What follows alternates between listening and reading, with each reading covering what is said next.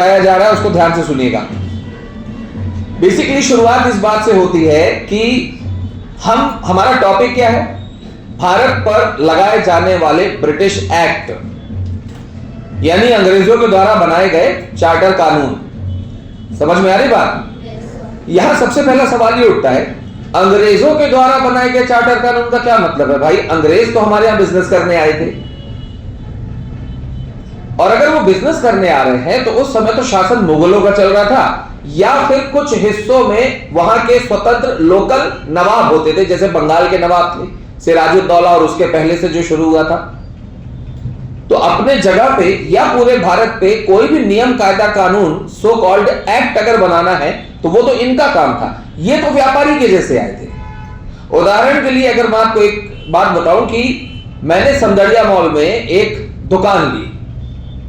अब अगर कोई कहे कि इमरान सर ने वहां पर दुकान ली है और दुकान लेके वहां पर कुछ एक्ट बनाए हैं, कुछ अपने नियम बनाए हैं, तो आप क्या कहोगे कि वो नियम मेरी दुकान में लागू होंगे या पूरे के पूरे मॉल में? दुकान में कॉमन सेंस है। और कोई कहेगा कि अरे नहीं पूरे मॉल में, तो आप कहोगे कि अरे मॉल में कैसे हो सकते हैं? दुकान मॉल में है और उनका अधिकार केवल दुकान पे है, क्योंकि वो वहां बिजनेस करने गए हैं। लेकिन अगर अगला आपसे ये कहे कि नहीं भाई मेरा यकीन करो, सच में पूरे के पूरे समदड़िया मॉल में उनके नियम लागू हो रहे हैं, तो एक सेकंड के लिए आपके दिमाग में पक्के से आएगा सबने लगता मॉल खरीद लिया। क्यों? क्योंकि ये नियम ही है कि अगर एक्ट लागू हो रहा है मतलब कंट्रोल एक्ट लागू करने वाले का है। समझ में आ रही बात? हाँ, तो इस बात को अपन को समझना है। इस बात को समझने की शुरुआत कहां से होती है कि भारत में अंग्रेज मुगलों के परमिशन से व्यापार करने के लिए आते हैं। धीरे धीरे वो मुगलों को एडवांटेज देते हैं और व्यापार में अपनी पैठ बढ़ाते हैं, जिसके चलते छोटे स्तर में जो नवाब वगैरह होते हैं, लोकल जो पैसे वाले लोग होते हैं जिनकी जमींदारी चल रही थी या जो राजा जैसे थे, उनकी वैल्यू कम होती है। लेकिन वो लोग कुछ नहीं कहते, क्योंकि कौन खुश था उनसे? मुगल। ऐसे ही एक व्यक्ति था, कौन? सिराजुद्दौला। व्यक्ति ना कहें, वो बंगाल के नवाब। सिराजुद्दौला को दिक्कत ये थी कि भाई आपने अंग्रेजों को ये छूट दे दी कि वो हमको क्या ना दें, टैक्स। लेकिन दूसरी तरफ वो ज्यादा इसलिए नहीं कहा क्योंकि उसने कहा कि कोई बात नहीं, भारतीयों से तो मिल रहा है। समझ में आ रही बात? लेकिन अंग्रेजों को क्या चाहिए था? Extra advantage. Looking forward, they was looking forward for the extra advantages. उसके लिए उन्होंने भारतीयों को क्या दिमाग दिया कि भाई तुम्हारे सामान को हम एक्सपोर्ट करेंगे, इंपोर्ट करेंगे, तो तुम्हें वहां जाने की जरूरत नहीं, वहां जाओगे नहीं तो तुम्हारा पैसा नहीं लगेगा। जाएंगे हम और हमसे कोई पैसा मांगेगा नहीं, क्योंकि हमको तो छूट दी गई है। तो जो पैसा बचे उसमें से आधा हमें दे देना, तुम्हारा भी बच रहा है और हमारा भी बच रहा है। ये बात मैं पहले भी आपको बता चुका हूं। ऐसे करके भारतीय व्यापारी तो अपना पैसा बचा लिए, अंग्रेजों ने एक्स्ट्रा पैसा कमा लिया, लेकिन किसका नीलबटे सन्नाटा हो गया? सिराजुद्दौला का। तो सिराजुद्दौला जब इस बात से बहुत खींच गया था, तो एक बदला स्वरूप उसने क्या किया? काल कोठरी की एक घटना, जिसे ब्लैक हॉल इवेंट कहा जाता है, और काल कोठरी की उस घटना में करीब 147 अंग्रेज थे जिन्हें बंद करके आग लगा दिया गया। 122, 124 के आसपास, 127 के आसपास अंग्रेज जल के मर गए थे। और ये एक ऐसी घटना हो गई जहां पर अंग्रेजों के तरफ से एक हार्ड एक्शन लिया गया। अब वो हार्ड एक्शन ये था कि इस घटना के पहले तक भारत में अंग्रेजों को कितना वक्त हो गया था? बात हो रही है 1756, बात हो रही है 1756 की, 1756 काल कोठरी की घटना। और अंग्रेज भारत में अपना स्टेप रख चुके थे, बेसिकली बिल्कुल शुरुआत भी बोलेंगे तो 1608 से 1608 और 1756, तो मोटा मोटा समझ लो 150 साल। 150 सालों से छोटे छोटे स्तर पे, फिर बढ़ते बढ़ते बड़े स्तर पर ब्रिटिश ईस्ट इंडिया कंपनी केवल व्यापार कर रही थी। लेकिन ये जो हार्ड स्टेप है, ये क्या लिया गया कि अब एक गवर्नर जनरल भेजा जाएगा, यानी एक सेनापति, और वो ब्रिटिश ईस्ट इंडिया कंपनी को एक सेना के रूप में तैयार करेगा, और हम अपने विरोध में किए गए इस अमानवीय कृत्य का बदला लेंगे। और उसके लिए जिसे भेजा गया वो व्यक्ति कौन था? Robert Clive. Robert Clive Bharat आता है, ब्रिटिश ईस्ट इंडिया कंपनी को एक आर्मी का रूप देता है और जो पहला युद्ध लड़ता है सिराजुद्दौला से, उसके लिए वो एक ट्रिक अपनाता है, सिराजुद्दौला के लोगों को अपने साइड मिलाकर उसे कमजोर कर देता है और उसे हरा देता है। यह युद्ध 1757 में होता है और इसे प्लासी का युद्ध कहते हैं। याद कैसे रखोगे? सिंपल है, अंग्रेजों ने अपनी जायदाद, अपनी प्रॉपर्टी, अपने एक्शंस को प्लस करने के लिए जो युद्ध किया वो 1757 का प्लस प्लासी का युद्ध था। समझ में आई बात? और एक फैक्ट और आता है यहां, देखो डेट क्या है, 1757, 100 साल बाद 1857। समझे बात को? 1757 भारत में वो पहला अटेम्प्ट जब अंग्रेजों ने भारतीयों के खिलाफ अपने बल का प्रयोग किया, ये बात याद रखना। और 100 साल बाद 1857 वो पहला इवेंट जब भारतीयों ने अंग्रेजों के खिलाफ बड़े स्तर पर बल का प्रयोग किया।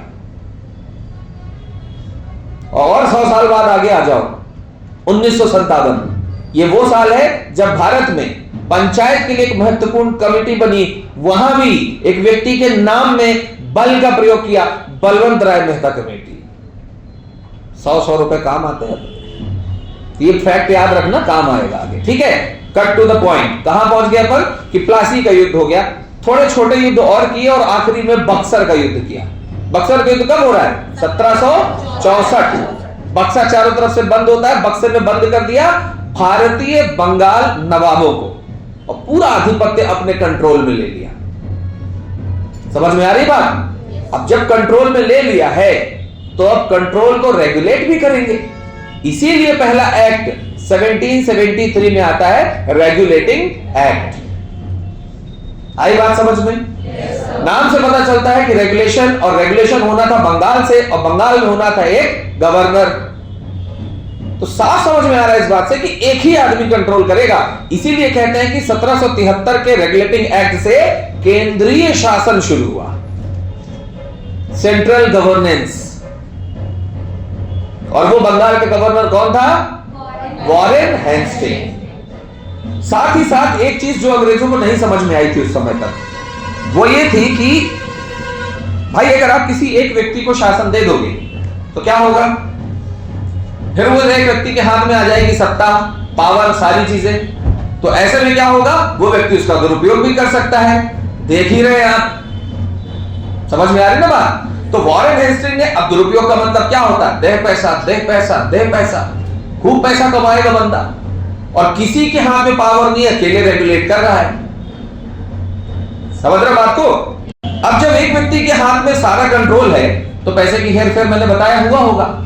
ठीक, आप अगर बड़े स्तर में पैसे का हेरफेर करोगे, इतनी बड़ी कंपनी भारत में लगाई गई थी अंग्रेजों के द्वारा, तो उनको भी तो अंदाज था कि यार, एक मोटा एग्जांपल दे रहा हूं कि यार हमें 1000 रुपए दिन के मिलेंगे। इनिशियली क्या हुआ कि उनको 700 रुपए मिले, एक एग्जांपल दे रहा हूं बस। और फिर वो 700, 700, 600, 500, 550, 650, 700, कभी 750, लेकिन 1000 कभी नहीं गया। तो धीरे धीरे धीरे धीरे शक तो होगा कि यार हमारा कैलकुलेशन 1000 का था कि बेस्ट अपॉर्चुनिटी 1000 रुपीज की इनकम की होगी, ये तो हो ही नहीं रही, तो थोड़ा डाउट होगा। इधर सब अच्छा चल रहा है, सारे कैलकुलेशन सेम हो गए, मतलब बीच में पैसा जो हमारे पास आना चाहिए वहां से कहीं गायब हो रहा है। तो वो क्या करेंगे कि फिर कुछ ऐसे सबऑर्डिनेट्स, यानी कंट्रोलर के नीचे कुछ लोगों को बैठाएंगे, गवर्नर के नीचे कुछ लोगों को बैठाएंगे, जिनसे होते हुए वो पैसा जाए और वो लोग भी उसको ऑडिट करें। बेसिकली उनको बनाना था बोर्ड ऑफ कंट्रोलर और बोर्ड ऑफ डायरेक्टर, और इसके लिए आपको एक्ट लाना पड़ेगा। तो वह एक्ट लाया गया, Pitt's India act. Board of director यानी जो बिजनेस को डील करेंगे, बोर्ड ऑफ कंट्रोलर जो उसकी पॉलिसीज को और सोशल लेवल की पॉलिसीज और पॉलिटिक्स को डील करेंगे। तो बड़े होशियार थे, पैसे वाला मामला था बिजनेस का, ये अपने आप अपने पास रख लिया अंग्रेजों ने। मतलब बोर्ड ऑफ डायरेक्टर में कौन कौन होगा? अंग्रेज केवल। लेकिन बोर्ड ऑफ कंट्रोलर जहां पॉलिटिक्स थी, जहां रूल वगैरह बनाने थे, डीलिंग्स थी, उनके साथ में रख दिया इंडियंस को, ताकि अगर पॉलिसीज में कुछ गड़बड़ हो जाए या जो हम कर रहे हैं उसमें कुछ गड़बड़ हो तो हम कह सके भैया पॉलिसी खराब है। और पॉलिसी खराब है तो भारतीय किसको चिल्लाएंगे? भारतीयों को ही, क्योंकि भाई बोर्ड ऑफ कंट्रोलर में तो भारतीय भी हैं, उनसे बात करो। अच्छा हो तो हमारा हो ही, बुरा हो तो वो हमारा ना हो। अब इससे अच्छा और क्या हो सकता है? समझ में आई बात? तो पिट्स इंडिया एक्ट के तहत क्या बना दिया गया? Board of director, board of controller. Common sense है। क्या ये बात वॉरेन हेस्टिंग को पसंद आएगी? नहीं आएगी, और इसकी तरफ से पहले से ही विरोध किया जाएगा। और चूंकि वो जानता है कि बॉट बॉक लागू हो गया तो ये फंसेगा अगर रहेगा तो पिट्स इंडिया एक्ट के लागू होने के पहले ही इस्तीफा देके इंग्लैंड निकल लेगा। हालांकि वहां जाके फिर इस पर केस भी चलाया गया, केस 10 साल चला, अंत में छूट गया ये। तो पिट्स इंडिया एक्ट आया। पिट्स इंडिया एक्ट में क्या आया? Board of director, board of controller. ठीक है, तो डायरेक्टर कंट्रोलर आ गए। अब ये चला गया, पूरा एक सिस्टम बन गया है, सब लोग अपना अपना काम कर रहे हैं। भारत में अंग्रेज आए ही थे कि वो बिजनेस करेंगे। बिजनेस करने के लिए रॉ मटेरियल की जरूरत है। रॉ मटेरियल कहां से निकलता है? जमीन के नीचे से। जमीन के नीचे से रॉ मटेरियल यानी कच्चे माल को बाहर निकालने वाला श्रमिक मजदूर या खेतिहर किसान ही हो सकता है, उसके अलावा तो कोई नहीं होता। यानी अब हमको एक ऐसा नियम लाना है जहां से जमीन, खेती हम हथिया लें, क्योंकि शोषण ही तो कर रहे थे। तो अगला एक्ट आता है 1793 में, और वहां पर कॉर्नवालिस के समय पर एक एक्ट लाया जाता है जिसका नाम क्या होता है? स्थायी बंदोबस्त, परमानेंट सेटलमेंट। और ये स्थायी बंदोबस्त ऐसा होता है जो कहता है 90% हम रखेंगे, 10% भारतीय रखें। ये बात सुन के भारतीयों के बीच में शोर मच जाता है। तो जॉन शोर ने इसे बनाया था। समझ में आ रही बात? ठीक है, तो 1793 के एक्ट में स्थायी बंदोबस्त कॉर्नवालिस के द्वारा लागू किया गया। ठीक है, उसके बाद एक और नया काम किया गया। शुरुआत में बोर्ड ऑफ डायरेक्टर और कंट्रोलर में ये दिखाया गया कि देखो हम ना इंडियंस को भी मौका दे रहे हैं। तो इंडियंस वाज लाइक चलो अच्छी बात है, समझ रहे हो। लेकिन हुआ क्या? आगे एक स्टेप बढ़े वो लोग। 1793 में एक्ट में एक और एड ऑन किया, एक पॉइंट एड ऑन किया। क्या बोला? ऐसा है कि भारतीयों की जो सैलरी है वो भारतीयों के पैसे से दी जाए, और अंग्रेज अधिकारियों की जो सैलरी है वो अंग्रेजों के पैसे से दी जाए। वाह, पहले तो तुमने 100 में से हमको 25 दिया, 75 तुमने रखा। हम इसमें खुश कि चलो हमको 25 मिल रहा है। अब उस 25 में से 15 जो सैलरी है, हम ये सोच के खुश थे कि भाई 25 मिल रहा है, फिर 15 सैलरी भी आएगी, तो 25, 5, 30 और 40 हो जाएगा। तो बेसिकली 75 तुम्हारे पास, 40 हमारे पास होगा। हमको बुरा नहीं लगा 100 में से। लेकिन अब तुमने क्या बोल दिया कि भैया भारतीयों का पैसा, भारतीयों के साइड से रेवेन्यू जो आ रहा है उसी में से निकलेगा। तो लो, अब 25 में से 15 घटा दो, 10 बच रहे। बेवकूफ तो हमेशा बनाया गया है इंडियंस को। तो 1793 में जहां एक तरफ कृषकों की जमीन हथियाने वाला एक एक्ट आ गया, शोषण वाला, और उसी में क्या हो गया कि बोर्ड ऑफ कंट्रोलर्स की सैलरी इंडियन रेवेन्यू से ही दी जाएगी, यहां से नहीं दी जाएगी। और कहने के लिए भी हो गया कि देखो हम सैलरी दे रहे हैं। ये बिल्कुल वैसी कहावत है ना कि चित्त भी अपनी, पट्टी भी अपनी, सिक्का मेरे बाप का। फुर्सत? समझ में आ रही बात? तो ये 1793 का एक्ट हुआ और शोषण शुरू हो चुका था, बिल्कुल अपने उफान पर था। मन लगा के शोषण हो रहा था भारत में, भारतीय किसानों का और भारत के संसाधनों का। ठीक है, अब इसके बाद अगले लेवल पे जाकर क्राउन यानी कि इंग्लैंड की महारानी और उनके प्रशासन को यह करना था कि हमने जिसके माध्यम से अपनी अप्रोच कंप्लीट की है, अब उस माध्यम को हटाओ ताकि डायरेक्ट अप्रोच हो और वो चीज बढ़ जाए। और वो क्या होगी? वो ये होगा कि भाई ब्रिटिश ईस्ट इंडिया कंपनी के माध्यम से हमने भारत को कब्जे में ले लिया, व्यापार को बढ़ा लिया। लेकिन अब उनको वो अखर रहा था जो ब्रिटिश ईस्ट इंडिया कंपनी के अधिकारी अपने बड़े स्तर की वजह से ज्यादा सैलरी ले रहे थे, पैसा ले रहे थे, और पावर कम हो रहा था।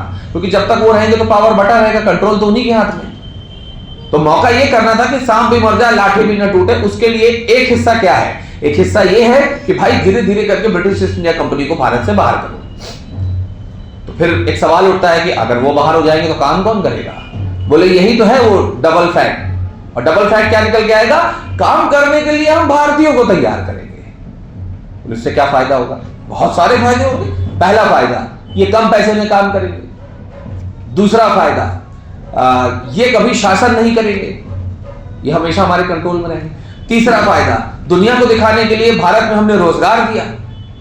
और चौथा सबसे बड़ा फायदा कि हर काम में नुकसान संभावित होता है। तो या तो भारतीय से काम करा लेगा, वो भी हमारा फायदा, और अगर काम नहीं कराएगा तो लड़ेंगे भी भारतीय, वो हमारा डबल फायदा। तो भारतीय इसके लिए कैसे तैयार होंगे? भाई हमको पढ़ाना लिखाना पड़ेगा उनको, और उनके द्वारा पढ़ाई लिखाई जो कराई जाती है उसे एक मिशनरी कहा जाता है। तो मिशनरियों को पैसा देकर उन्होंने भारत में एंट्री कराई, जहां से मिशनरियों ने भारतीय बच्चों को पढ़ाना शुरू किया, और ऐसे ही एक बच्चा आगे जाकर राजा राम मोहन राय बनता है। ब्रिटिश एजुकेशन मिली थी उनको भारत में, बताया था मैंने आपको। समझ में आ रही बात? तो देखो कहां तक का एक्ट हो गया था हमारा, 93 तक का। अब हम 4 एक्ट एक साथ उठाएंगे, सारे के सारे चार्टर ही हैं। सेकंड चार्टर 1813, फर्स्ट चार्टर तो 1793 होगा, second charter 1813, third charter 1833, fourth charter 1853। 13, 33, 53। और काम हमको दो करने हैं। पहला काम धीरे धीरे ब्रिटिश ईस्ट इंडिया कंपनी को, BEIC को बाहर, और दूसरा काम भारतीयों को तैयार करना। तो 1813 में दो घोषणाएं होंगी बड़ी इंपॉर्टेंट। पहला कि ब्रिटिश ईस्ट इंडिया कंपनी का जो मोनोपोली चल रहा था पूरे देश में कि सारा बिजनेस केवल BEIC करेगी, उसे समाप्त कर दिया गया। केवल और केवल चाय और चाइना के साथ व्यापार में मोनोपोली मिली, बाकी सब में अब यूरोपीय कंपनियों को घुसेड़ दिया गया। यानी अब हम ज्यादा पैसा बनाएंगे।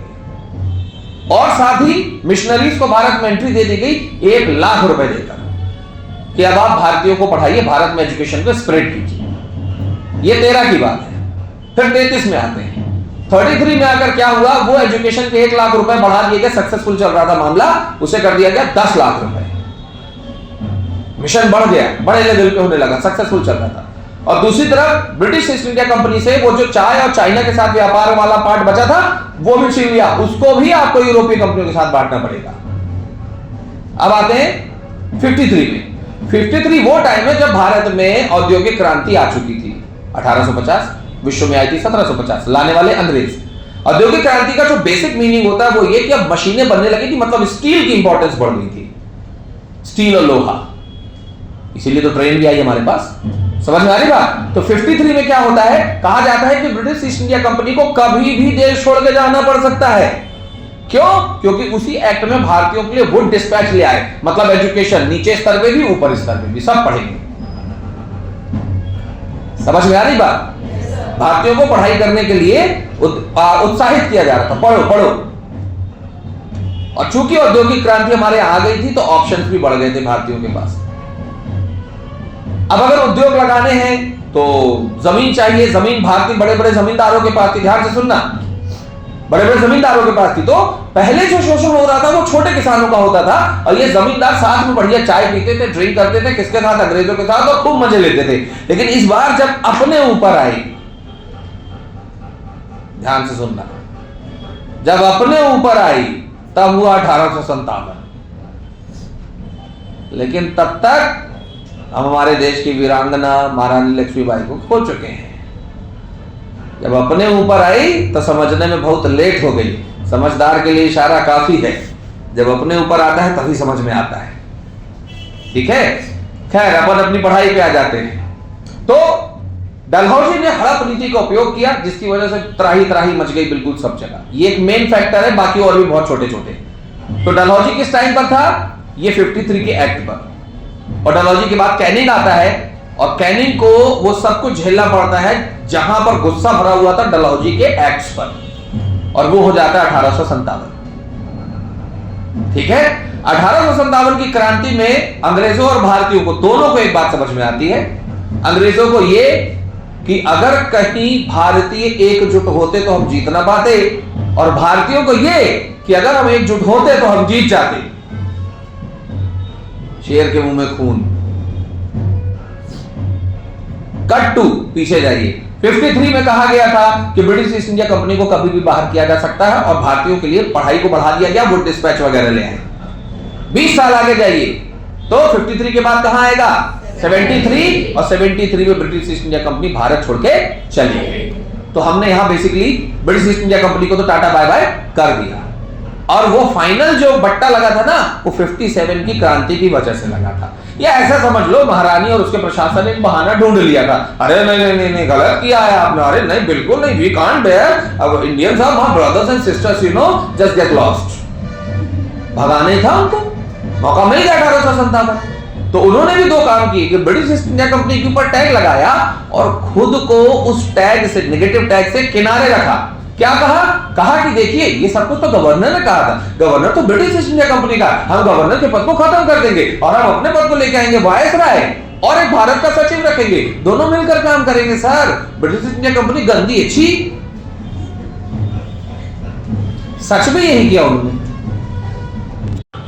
और जब ब्रिटिश ईस्ट इंडिया कंपनी के ऊपर इन्होंने पूरा का पूरा लांछन लगा दिया तो उसी के साथ साथ पैरेलली इन्होंने भारतीयों को यह कहा कि देखिए मुगल तो समाप्त हो गए हैं, अब आपको एक हेड चाहिए, तो महारानी आपको अपनी प्रजा मानती है, यानी आपकी प्रजा, इस प्रजा की महारानी हेड कौन हो जाएगा? British queen. और देखिए हम आपकी तरफ से सोचते हैं, तो 1858 में एक एक्ट लेके आए और क्या सोचते हैं, ये देखिए गवर्नर गंदा था ना, हमने इसका पद हटा दिया, अब वायसराय रख दिया। भारतीयों को देखा नहीं कि आदमी तो वही है, आदमी तो वही है, क्या नहीं, गवर्नर से वायसराय डिमोट कर दिया बस उसको, और कुछ नहीं किया। ठीक है, उसके बाद बोला कि मुगल को हटा दिया, हटा क्या दिया आपने? मार दिया जानबूझ के। और अब भारत की साम्राज्य कौन होगी? British crown. तो थोड़ा भारतीय भी होशियार थे। तो ऐसा करने से हमको ये तो नहीं पता चल रहा ना मैडम कि आप हमारे लिए क्या कर रहे हैं, ना, आपके लिए हम थाना सिस्टम लाएंगे, आपके लिए हम दरोगा लाएंगे, आपके लिए पुलिस स्टेशन बनाए जाएंगे, आपके लिए न्यायालय बनाए जाएंगे, आपके लिए विश्वविद्यालय बनाए जाएंगे, मतलब कॉलेजेस वगैरह बनाए जाएंगे, भारत की परिषद बनाई जाएगी, उसमें भारतीयों को इन्वॉल्व किया जाएगा। तो बातचीत के दौरान आप भी रहेंगे, बोले वाह तो करो। बोलने से नहीं होता, बोलने भर से मानने का काम हम कुछ सालों बाद करेंगे कि सामने वाला बोलेगा और हम मान लेंगे, हम खुश हो जाएंगे। तो ये गधापन हम कुछ सालों बाद करेंगे। तो ऐसा होके 1861 में एक एक्ट लाया गया जिसे कहा गया भारत परिषद अधिनियम, क्योंकि उसमें भारत के लोगों को परिषद में शामिल करना है। भाई जिनके लिए बना रहे हो उनके लोगों को रखो, कल को सेफर साइड में रहोगे कि भैया आपके लोग भी तो थे। और सब आपस में बड़े खुश हो गए, बोले भैया देखो कोड बना है, कोड में क्या होगा? न्याय मिलेगा, न्याय मिलेगा। कहां से न्याय मिलेगा? अरे हमारे मोहल्ले में कोई हमको मारा पीटी करेगा, हम पुलिस वाले के पास जाएंगे और पुलिस वाले से बोलेंगे देखो हमारे साथ गलत हो रहा है, तो पुलिस वाला उनको उठा के जेल में बंद कर देगा। और मान लो पुलिस वाला उसके साथ मिला हुआ, तो हम कोर्ट जाएंगे, कोर्ट में हमको न्याय मिलेगा। अच्छा, और वो कॉलेज का क्या करेंगे अपन? अरे कॉलेज में हमारा भतीजा पढ़ा है, ये बम बनाना बेकार है, हमारा भतीजा पढ़ेगा, पढ़ने के बाद फिर बढ़िया नौकरी मिलेगी, नौकरी से पैसा मिलेगा, और मान लो पढ़ने के बाद उन्होंने नौकरी नहीं दी तो हम कोर्ट जाएंगे, हमको कोर्ट में न्याय मिलेगा। तो मारी निकला बड़ा खींच के, बोलो कोर्ट में जो बैठा है न्यायाधीश वो कौन है जानते हो? कौन है? अल्बर्ट डिकोस्टा, मतलब अंग्रेज। और अंग्रेज कभी अंग्रेजों के विरुद्ध तुमको न्याय नहीं देंगे। ये बात भारतीय नहीं समझ पाए, उनको लगा कि ये सब हमारे लिए हो रहा है। बेसिकली ये हो किस लिए रहा था कि 1857 की क्रांति जैसी वो छोटी छोटी स्तर पे फूटने वाली जो विस्फोट है ना, उनको वहीं समाप्त कर दो। मोहल्ले और लोकल लेवल पे कुछ होगा, पुलिस संभालेगी। न्याय के लिए तुम जाओगे न्यायालय में बैठा हमारा आदमी, वो तुमको भेज देगा जेल सीधे डायरेक्ट, ले लो न्याय तुम। बचे हुए बच्चों को हम कॉलेज में पढ़ाएंगे ताकि वो हमारे लिए काम करें, और साथ ही साथ जब भारतीय नागरिक उनके अंदर देशभक्ति की चीज को इन्वॉल्व करने की कोशिश करे तो उनको बस ये लगे कि नहीं देशभक्ति क्या करेंगे, हमको तो हमारा फायदा मिल रहा है। तो अपने फायदे के लिए भारतीय आपस में एक दूसरे से लड़ लेंगे, कम से कम एकजुट नहीं होंगे। और ये बना 1861 आईपीसी सीआरपीसी के साथ वाला एक्ट। आया समझ में? ठीक है। लेकिन इस बीच जो एक चीज हुई वो तो पक्की थी कि भारतीय पढ़ने लगे। अब आज के जैसे भी हो, लेकिन उस समय तो पढ़ने लगे। प्लस भारतीयों को अधिकारी तो बनाना था, तो क्या देना था? आईसीएस में उनको मौका मिल गया था एग्जाम देने का। आईसीएस का फुल फॉर्म उस समय क्या था? Imperial civil services. ठीक है, फिर बाद में हो गया इंडियन सिविल सर्विसेज। तो कुछ भारतीय भी वहां पर इन्वॉल्व हुए, मतलब भारत में एजुकेशन का लेवल बढ़ने लगा था। हम लोग किस एक्ट तक पहुंच गए? 1861 तक। समझ में आ रही बात? ठीक है ना। जब भारतीयों के बीच में पढ़ाई लिखाई बढ़ने लगी तो भारतीयों की बातें भी सुनी जाने लगी। कुछ ऐसे भारतीय जिनका एजुकेशन काफी बड़े लेवल पे था, और आगे जाकर इसी वजह से और भी सारी परिस्थितियां, लेकिन इसी वजह से ध्यान रखिए एक्ट नहीं, लेकिन ये सन जरूरी है, 1885 कांग्रेस बन गई। और कांग्रेस बनने के बाद 1892 में एक एक्ट आता है जिसमें भारतीयों को अंग्रेजों की संसद में बैठने, अंग्रेजों की भारतीय संसद में बैठने और सवाल पूछने का अधिकार मिलता है। लेकिन सवाल पूछने का, सवाल पर सवाल पूछने का नहीं, यानी पूरक प्रश्न पूछने का नहीं। मैंने कल भी आपको बताया था कि सवाल ये कि भाई क्या हम पानी पी सकते हैं, उसने कह दिया नहीं, नहीं पी सकते। तो अब तुम ये नहीं पूछ सकते कि अरे क्यों नहीं पी सकते, तो ऐसे सवाल पूछने का क्या मतलब। लेकिन ये बात तो बाद में समझ में आएगी, क्योंकि आप बोले हमको भी सवाल पूछना, बोले हाँ जाओ बेटा पूछ लो। वो तो वहां जाने के बाद जब एक सवाल हो गया, बोले तुम्हारी लाइफ लाइन खत्म, अब नहीं पूछ सकते, तुम कच्ची लो तुम्हारी। तो वो हमको बाद में समझ में आया। तो हमने जो अचीवमेंट लिया वो 1892 के एक्ट में क्या लिया कि 1892 के एक्ट में भारतीयों को संसद में सवाल पूछने का अधिकार मिला, समझे। और फिर चीजें आगे चलती रही। शुरुआत तो कांग्रेस की ऐसे हुई थी कि भाई हम सबऑर्डिनेट स्टेट रहेंगे, यानी कि अंग्रेजों के अंतर्गत ही भारत काम करेगा, बस यह है कि बड़े पदों में भारतीय भी होंगे। समझ में आ रही बात, ठीक है ना। डोमेनियन स्टेट बोलते हैं इसको, सबऑर्डिनेट स्टेट। लेकिन कुछ लोग कांग्रेस के अंदर से ही जिनके लीडर बने आगे चलकर, कौन, बाल गंगाधर तिलक, जिनका यह मानना था कि नहीं हमको स्वतंत्र भारत चाहिए, हम सब अपना खुद कर लेंगे, हमारा अपना संविधान होना चाहिए, आपके संविधान के अकॉर्डिंग हम नहीं चलेंगे। तो ये जब छोटा सा मतभेद आया, ये चीज क्लियर कट निकल के आती है कब, 1907 में। सूरत विभाजन में क्या होता है, गरम दल अलग, बचा हुआ नरम दल। और उसके पहले जो एक कांड हो गया था जिसकी वजह से ये चीज और खतरनाक हो गई, वो कांड क्या, कर्जन ने घोषित कर दिया था बंगाल विभाजन। लॉर्ड कर्जन 1899 में आ गया था, लॉर्ड कर्जन 1905 में गया था। तो जब बंगाल विभाजन की बात आई तो भारत के एक बड़े पढ़े लिखे वाले हिस्से में अंग्रेजों के खिलाफ गुस्सा हो गया, विरोध हो गया। और फिर बाल गंगाधर तिलक भी क्रांतिकारी गतिविधियों में इन्वॉल्व हो गए, अपने लोगों को लेकर। टेंशन हो गई किसको, अंग्रेजों को। तो इन्होंने सुधार करने के नाम पर 1909 में एक मार्ले मिंटो सुधार, मार्ले मिंटो, मिंटो सेकंड जो भारत के उस समय वाइसराय थे, और मार्ले सचिव थे। सचिव तो होगा ना, 58 के एक्ट से बोल दिया गया था कि सचिव होगा, 61 से सचिव बना दिया गया भारत परिषद में। तो ये दोनों ने बोला मार्ले मिंटो सुधार। लेकिन सुधार के नाम पर, बदमाश तो बदमाश, सुधार के नाम पर इन्होंने क्या किया, सुधार के नाम पर इन भाई साहब ने सबसे पहले एक छोटे से हिस्से को सांप्रदायिक आरक्षण दे दिया, कम्युनल रिजर्वेशन। और उनको यह लगा कि अगर इनको हम देंगे मुस्लिम्स को हम आरक्षण दे देंगे, जातिगत आरक्षण, तो क्या होगा, बाकियों को जिनको नहीं मिला है वो इनसे लड़ लेंगे, और जब ये आपस में लड़ लेंगे तो फिर हमारा कोई टेंशन ही नहीं है, फिर सब भूल जाएंगे, एकजुट नहीं होंगे। लेकिन ऐसा हुआ नहीं। कारण यह था कि उस समय यह मामला उतना बड़ा नहीं था। दूसरा, उस समय के जो लीडर्स थे वो अपने लोगों से मिलते थे, वो लीडर्स की बात सुनते थे, और लीडर्स अच्छे थे, बहुत अच्छे थे। तो मार्ले मिंटो सुधार हो गया फेल। इसीलिए फिर 1911 में किसको आना पड़ा, जॉर्ज फिफ्थ को। और आकर उसने दिल्ली दरबार में क्या घोषित कर दिया, बंगाल विभाजन रद्द, और दिल्ली को राजधानी बनाया। ये एक्ट नहीं है लेकिन हुआ तो है ये। इसके बाद, इससे पहले कि अंग्रेज कोई और एक्ट लेके आते, वो इन्वॉल्व हो गए फर्स्ट वर्ल्ड वॉर में। और फर्स्ट वर्ल्ड वॉर में उनका भारी नुकसान हुआ, और इन्होंने देखा था कि भारतीय लड़ने में बहुत अच्छे हैं, तो इन होशियार चंदों ने क्या किया, भारतीयों को उपयोग कर लिया वहां। और भारतीयों में जो सबसे ज्यादा लड़ने वाले होते थे वो सिख कम्युनिटी। आज भी आपको पता है कि उनकी वीरता बहादुरी कहीं से कम नहीं है।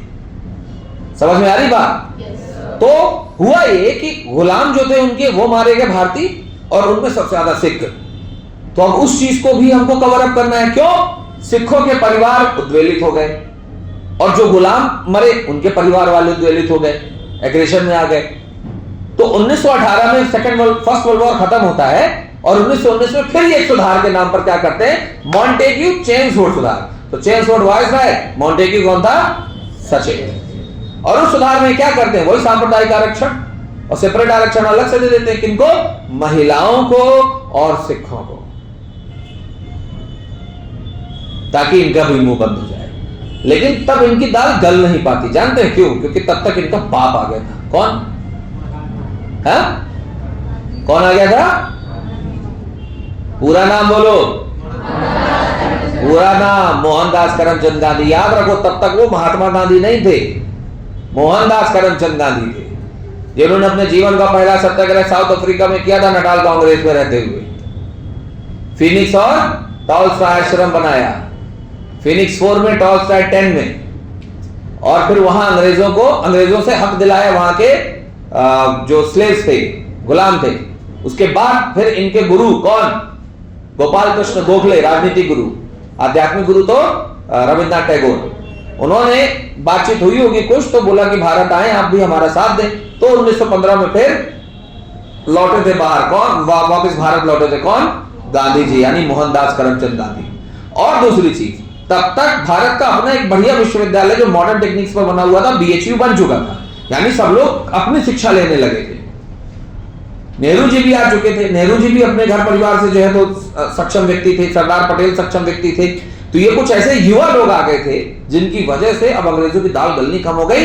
इसीलिए 1919 में इनको लगा भागते भूत की लंगोटी ही सही भैया, भारतीयों को कुछ तो दो, पूरा देश देने से अच्छा है प्रांत में उनकी सरकार दे दो। डुअल गवर्नेंस, द्वैध शासन प्रांतों में लागू किया गया। केंद्र में कौन रहेगा? बोले अंग्रेज हम देख लेंगे, प्रांतों में आप अपने स्तर पर देख सकते हैं, कुछ जरूरत पड़े बात कर सकते हैं। लेकिन इसके बाद 1919 में और भी चीजें हुई हैं, वो हम कल की क्लास में बेकअप करेंगे, ठीक है ना।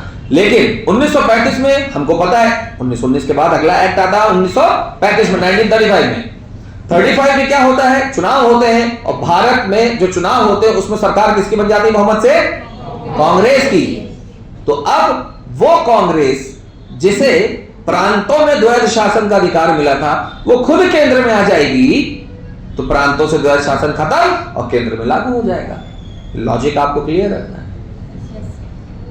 आई बात समझ में? सो सीधी बात यह है कि ये जो मैंने आपको बताया, ये एक ऐसी कहानी है जो एक्ट को क्लियरिफाई करती है। ऐसा नहीं है कि इस पूरे टाइम में बस इतना ही हुआ है। हाँ, लेकिन ये श्योर है मेन इवेंट यही है, इसी के आगे पीछे अगल बगल में और छोटी छोटी दूसरी घटनाएं होती रही हैं। अगर हम एक्ट को फोकस करेंगे तो यही मेन स्ट्रीम है जो आपको बताया गया। समझ में आ गया? किसी को कुछ पूछना है इसमें?